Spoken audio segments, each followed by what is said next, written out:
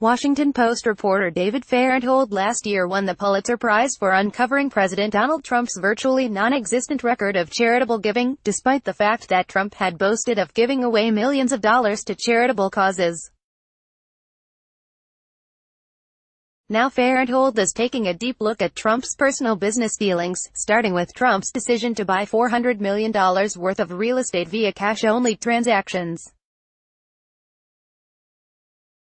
The fact that Trump last decade shifted from buying properties by taking on debt to buying properties with cash raises some red flags, as it's highly unusual for most top real estate developers to use nothing but cash to acquire new assets. Writing on Twitter, Fahrenthold on Monday listed 4 burning questions that we need to have answered about Trump's sudden switch to all-cash real estate deals. Check them all out below.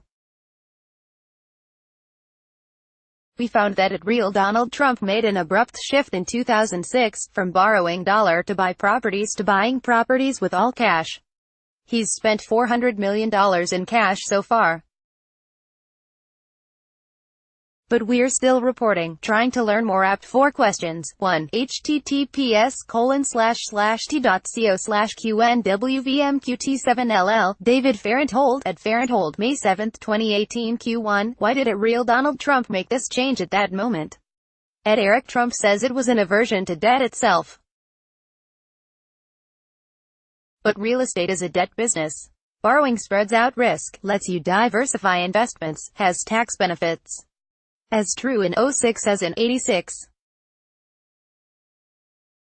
David Fahrenthold at Fahrenthold, May 7, 2018. Q2. Where was real Donald Trump's company getting all this ready cash?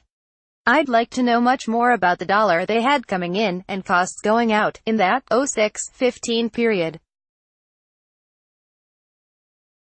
David Fahrenthold at Fahrenthold, May 7, 2018. Q3. If real Donald Trump's company had turned to a conservative, low-debt strategy in 06, why did they take on huge new loans, $295 million in a year, in 12 to buy rail in the D.C. hotel? David Fahrenthold at Fahrenthold, May 7, 2018. Q4. Have there been other, all-cash land purchases by real Donald Trump that we haven't found yet? He has a long list of LLCs, but with names that don't always announce their purpose.